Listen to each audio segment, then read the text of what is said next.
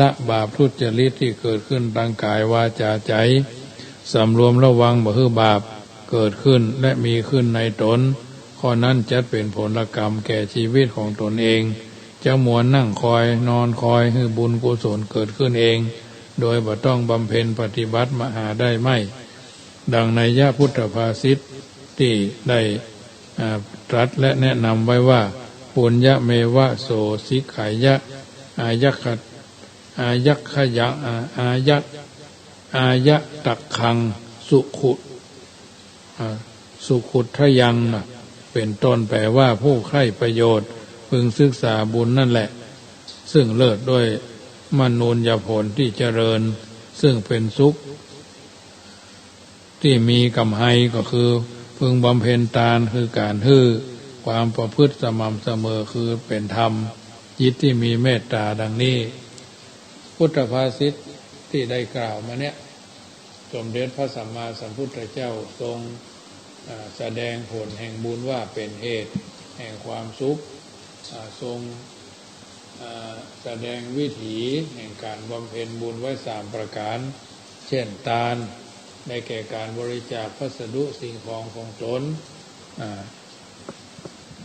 ตนแก่คนที่ควรฮื้อแบ่งออกเป็น2คืออามิสทานได้แก่การฮื้อสิ่งของที่มีข้าวน้ำและเครื่องนุ่งห่มเป็นต้นธรรมทานได้แก่การฮื้อธรรมเป็นทานคือการแนะนำคนอื่นให้ฮื้อเข้าใจในเหตุผลที่ผิดและชอบในทาน2ประการเนี้ยพระพุทธเจ้าตรัสทำเป็นธรรมทานว่าเป็นทานอันเลิศ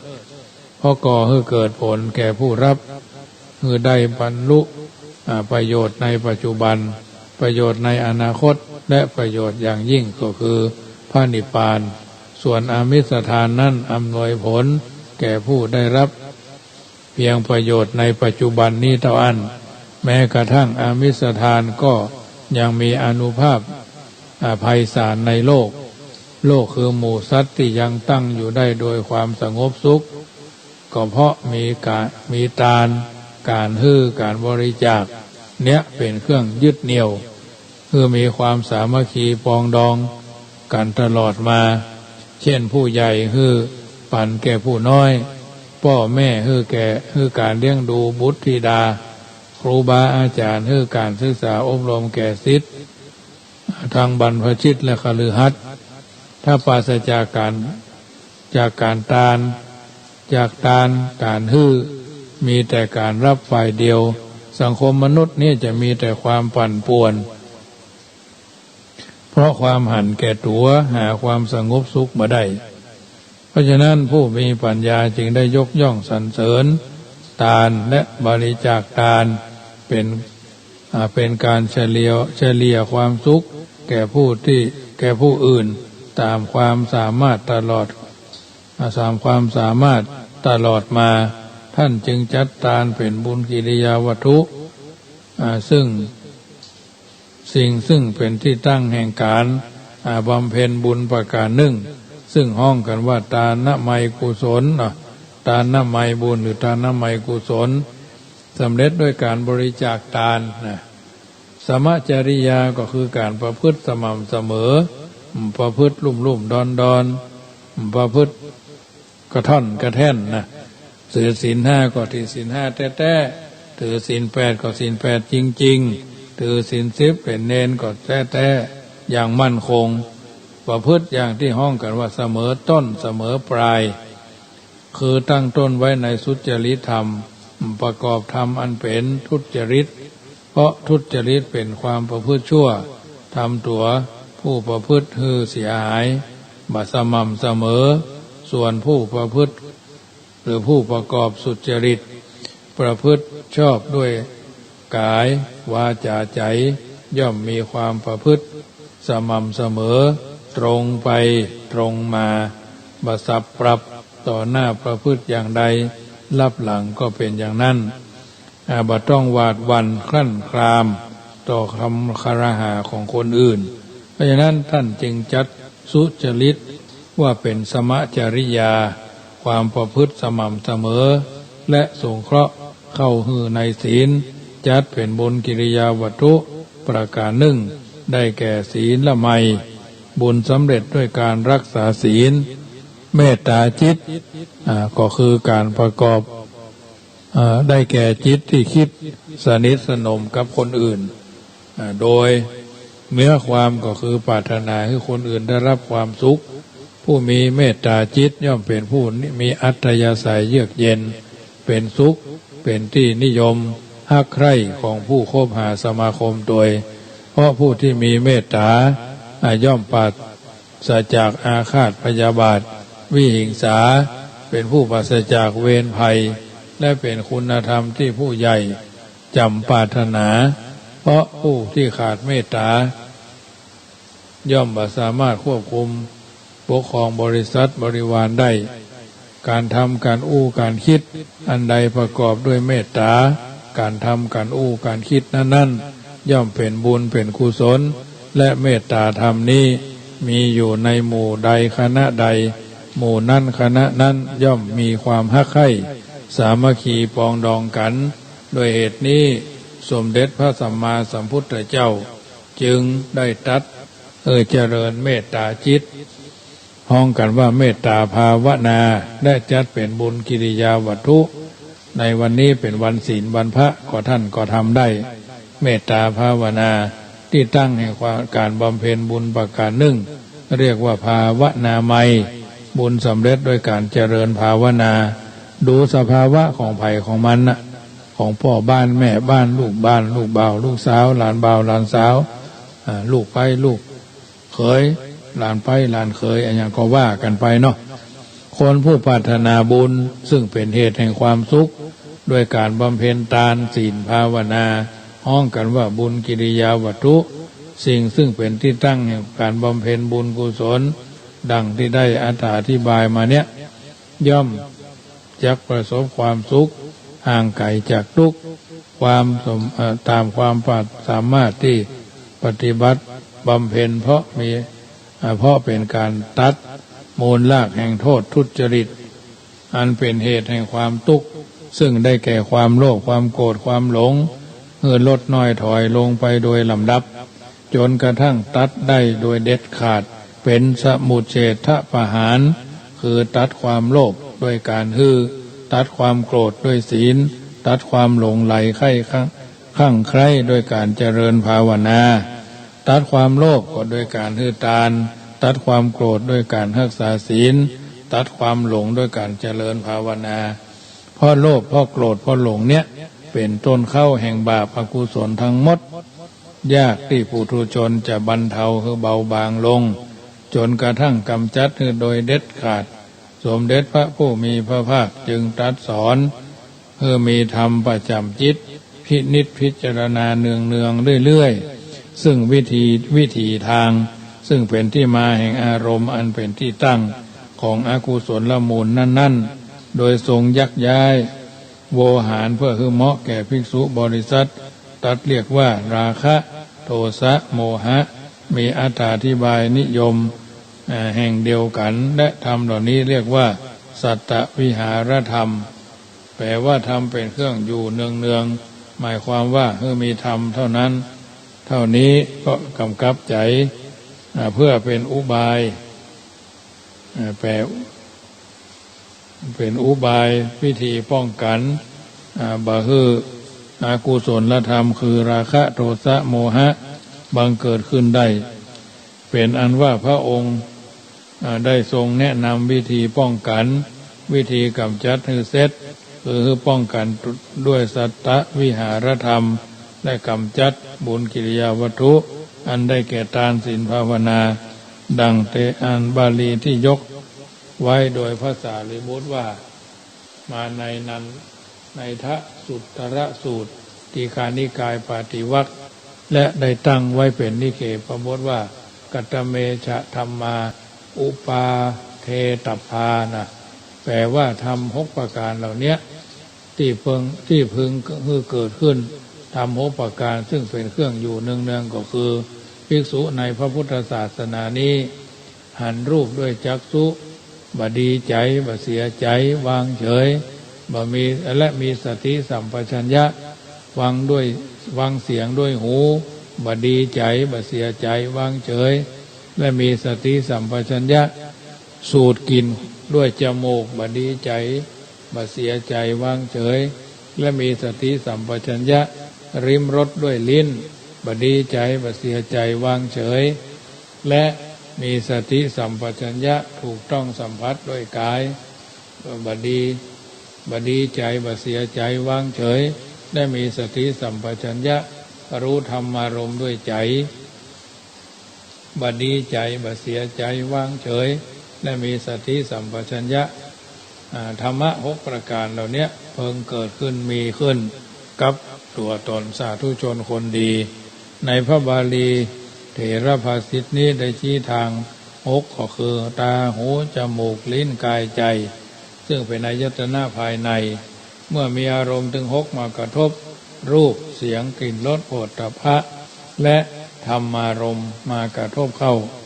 เช่นตาหันรูปก็เป็นต้นก็ดีใจโอ้งามหันเมื่อรูปนั้นเป็นที่ชอบใจก็เกิดความฮักใคร่ยินดีเป็นที่ตั้งแห่งราคะถ้าบ่ชอบก็บ่ใจคุณเคืองเกลียดจังจะยุบก็จะละก็เสียดายนะและถ้าบ่มีความฮักบ่เกลียดก็วางเฉยบ่สนใจเป็นเหตุแห่งโมหะโดยเหตุนี้ท่านจึงแนะอุบายวิธีปฏิบัติที่สามารถเป็นเหตุกำจัดราคะโทสะโมหะไว้ว่าเมื่อตาหันรูปเป็นต้นถ้าเป็นที่พอใจบ่ฮืดดีใจซึ่งเป็นอุบายป้องกันราคะถ้าบ่เป็นที่พอใจก็บ่เสียใจอันเป็นอุบายป้องกันโทสะถ้าเป็นกลางๆก็วางเฉยบ่มีสติสัมปชัญญะประกอบคือระลึกได้และรู้เท่าทันโดยโยนิโสมนสิการเป็นการป้องกันโมหะบ่คือเกิดขึ้นได้คือทำถึง6ประการเหล่านี้เกิดขึ้นประจำกำกับสนับสนุนใจจนเป็นนิสัยซึ่งเรียกว่าสัตตวิหารธรรมและสามารถกางกั้นบ่คือรากเหง้าแห่งบาปอกุศลมีราคะเป็นต้นบังเกิดขึ้นได้ในคาถามรรคกันเนี้ยได้อธิบายไว้โดยเฉพาะข้อที่6ก็คือรู้ธรรมารมณ์ด้วยใจส่วน5ข้อที่ได้อธิบายมาเนี้ยได้แสดงออกมาโดยลำดับธรรมดาคนเรามีชีวิตอยู่ย่อมมีส่วนสำคัญก็คือกายกับใจกายเป็นส่วนที่ประกอบด้วยธาตุ4ดินน้ำลมไฟส่วนใจเป็นนามธรรมบ่มีรูปแต่เป็นส่วนสำคัญที่แสดงถึงความมีชีวิตและมีหน้าที่อยู่2รับรู้อารมณ์ที่เกิดขึ้นและผ่านมาทางประสาททั้ง5ตาหูจมูกลิ้นกายใจและบังคับคือใจประสาททั้ง5นั้นเช่นใจคือดูเป็นต้นด้วยเหตุนี้จึงเป็นที่รวมแห่งกุศลและอกุศลทั้งหลายเป็นใหญ่เป็นธรรมะเป็นประธานแห่งธรรมทั้งปวงซึ่งเป็นที่รวบยอดแห่งวิหารธรรมและอกุศลธรรมทั้งหลายทั้ง6ข้อในคาถามรรคเนี้ยฉะนั้นเมื่อใจหูธรรมารมณ์คือหันรูปฟังเสียงดมกลิ่นลิ้มรสรับสัมผัสแล้วท่านจึงได้สอนว่าบ่ฮือดีใจบ่ฮือเสียใจวางเฉยแต่ต้องประกอบด้วยสติระลึกได้และมีสัมปชัญญะอันได้แก่ปัญญารู้เท่าทันในอารมณ์นั้นๆแต่นั่นก็เป็นราคะความกำหนัดยินดีโทสะความขัดข้องและโมหะความงมงายซึ่งก็ล้วนแต่เป็นอุบายแลกเป็นมูลลากแห่งบาปอกุศลทั้งปวงก็สามารถที่จะเกิดขึ้นครอบงำจิตใจได้เป็นเหตุให้สุขกายสบายใจสบายจิตทุกโทษต่างๆก็สลายไปตามธรรมดาสาธุชนผู้ฮักสุขเกียรติทุกข์บำเพ็ญกุศลด้วยการให้ทานรักษาศีลและเจริญภาวนาเป็นการตัดมูลรากแห่งบาปอกุศลซึ่งก็ได้แก่ความโลภความโกรธความหลงและป้องกันวิธีแห่งเป็นที่เกิดแห่งราคะโทสะโมหะซึ่งเป็นรากเหง้าเป็นต้นญาติโยมสาธุชนท่านผู้ฟังทั้งหลายรายการเสียงธรรมก่อนลับตาประจำค่ำคืนของวันจันทร์ที่6เดือนกันยา อาตมาภาพพระมหาประสิทธิ์ธรรมาภินันโทวัดจังกำตำบลมะกอกอำเภอป่าซางจังหวัดลำพูนอธิบายน้ำธรรมคำสอนก็มาถึงช่วงสุดท้ายก่อนนำรายการจากท่านไปในค่ำคืนนี้ก็ขอประชาสัมพันธ์ข่าวสารงานบุญเนอะวัดจังกำมีกล่องบุญกล่องกะละกุศลใครเอิ้นเจริญพรญาติโยมร่วมทำบุญเป็นเจ้าภาพกันคนละเล็กคนละน้อยคนละนิดคนละหน่อยโดยเฉพาะทำบุญเป็นเจ้าภาพกองบุญในการฟังเทศนาธรรมทานหาบุพเพตพีคณะญาติทั้งส่วนตัวส่วนรวมณกุฏิหลังใหม่วัดจังกำนี้วันที่21เป็นวันเดือน12เพ็งญาติโยมก็เป็นเจ้าภาพการปฏิโมกข์ได้นะตามเจตนาของท่านเนาะวันพระหนึ่งก็900อาตมาภาพก็เป็นต้นคือ300ยังเหลือแต่500ต่อวันพระต่อไปก็วันที่วันที่21เดือนเนี้ยเดือน12เพ็งเปิ้นปล่อยผีปล่อยเพศผีเข็นเอ็นอุบาททั้งหลายมารับส่วนบุญจากคณะญาติเอาจะไปลืมตาลขันเข้าพ่อแม่ผัวเมียลูกเต้าญาติผู้ใหญ่แม้กระทั่งตัวเองก็ตานไว้ภายภาคหน้าตัวเหมือนกันเพราะฉะนั้นเราจะได้รับประทานเราจะได้กินเราจะได้ฉันเราจะได้บริโภคครูบาอาจารย์เพิ่นนึงบอกว่าได้กินเขาติ๊บน้ำติ๊บ10ประการฮ้อนก็ขอได้อาบอยากก็คือได้กินเนี่ยถ้าบ่ได้กินบ่ได้บริโภคบ่ได้อาบก็เป็นเมาวินบาใบขึ้นเหนือล่องไตแจ้งจักหักกระดูกคือผู้ที่อยู่เมืองคนตกล่มตกจนหิคือวันหิขึ้นศอกลงว่าอย่าเพิ่นว่าจะผีมันแจ้งเด้อมันจะมามันจะได้แจ้งเพราะฉะนั้นวันที่23ตุลาทอดกฐิน2564กองละ123มาทอดกฐินวัดจังกำ24ไปร่วมกันทำบุญที่วัดเจ็ดลีนเนอะวันที่11นี่ก็จะไปบ้านพ่อครูสมบูรณ์กันทปาเนาะโดยพร้อมด้วยกัลยาณมิตร9ตนไปสืบชะตาพ่อครูสมบูรณ์วันคล้ายวันอายุวันเกิดหรือวันอายุวัฒนมงคลเนาะวันเกิดของพ่อครูที่บ้านพวกโรงเรียนพยุอนุบาลดารุณนิมิตรนะญาติโยมท่านใดก็จะกินจะทานจะทำบุญก็ปากันที่วัดเจ็ดลีนในตอนเจ้านะธรรมาภาพจะไปพร้อมปฏิหันฉันเพลแล้วก็คงจะกลับเนาะเพราะฉะนั้นท่านใดมีโอกาสช่วงวันที่11ตั้งแต่6 โมงเช้าถึงบ่าย2บ่าย3นี่ก็คงจะอยู่บริเวณนั่นแหละบอกว่าเจ็ดลินเรียบจะวัดเจ็ดลินก็จะมาแวะคนนั้นคนนี้บ้านคนนั้นคนนี้ที่เรามีความเคารพนับถือใกล้ชิดสนิทสนมซื้อของตอกแตกว่ากันไปเนาะวันที่11นะอันนี้ก็แจ้งให้ญาติโยมทราบวันที่21ก็ทำบุญกันเนอะทำบุญเป็นเจ้าภาพกองบุญฟังเทศนาธรรมคนละ99 บาท64กองบุญเนาะ64กองบุญเนอะแล้วแต่โอกาสจังหวะเวลาวันนี้ฝนแรงมาเรื่อยๆนะญาติโยมทุ่งนะประเดี๋ยวนี้นะแห้งฝนตกมันจะจะล่มมานะตั้งแต่ทุ่มมาแล้วนะลมก็กันโชกไปกันโชกมาเนอะวันนี้พอไปพอมาก็จะได้ปั่นศีลปั่นปอนให้ญาติโยมเห็นเนอะวันนี้ญาติโยมเป็นเจ้าภาพการเทศน์การธรรมการสวดปฏิโมกข์ตั้งเชียงใหม่เนาะยะถาวาริวหาปูราภริภูเรนติสาคะรังเอวะเมวะอิโตตินังเปตานังอุปกปปติอิจิตังปฏิตังตุมหังคิปเมวะสมินจันตุสเพภูเรนตุสังกปาจันโตปันนะระโสยะถามณิโจติระโสยะถาเอวังหุนตุดีและอัจจนัยวันนี้ก็หากเป็นวันดีทิฏฐิอันวิเศษเหตุว่าเจ้าศรัทธาผู้ฟังรายการเสียงธรรมก่อนรับตาวิทยุเพื่อการศึกษาพระพุทธศาสนาและวัฒนธรรมวัดฝ่ายหิน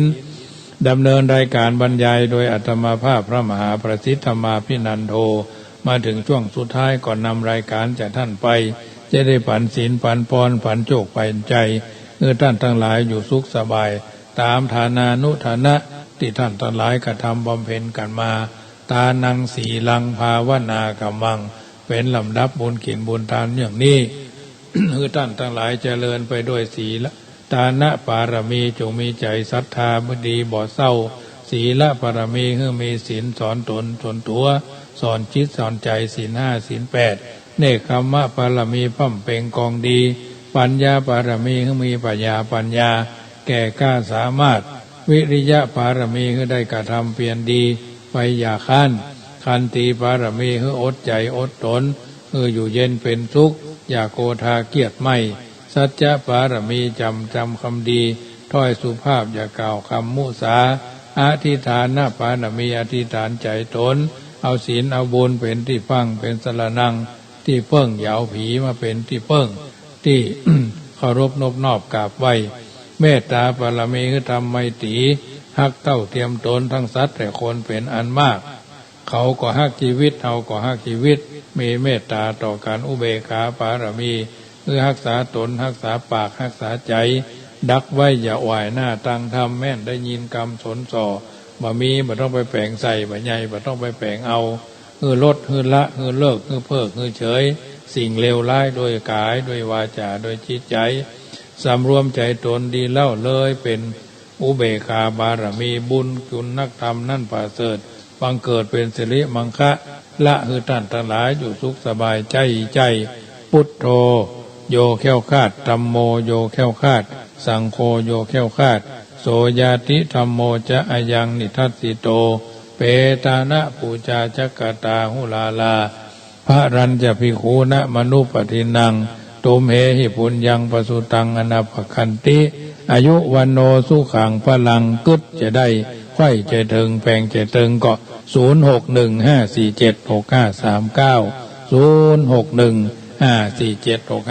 0615476539วันนี้อายุวันโนสุขังพลังขอเจริญพร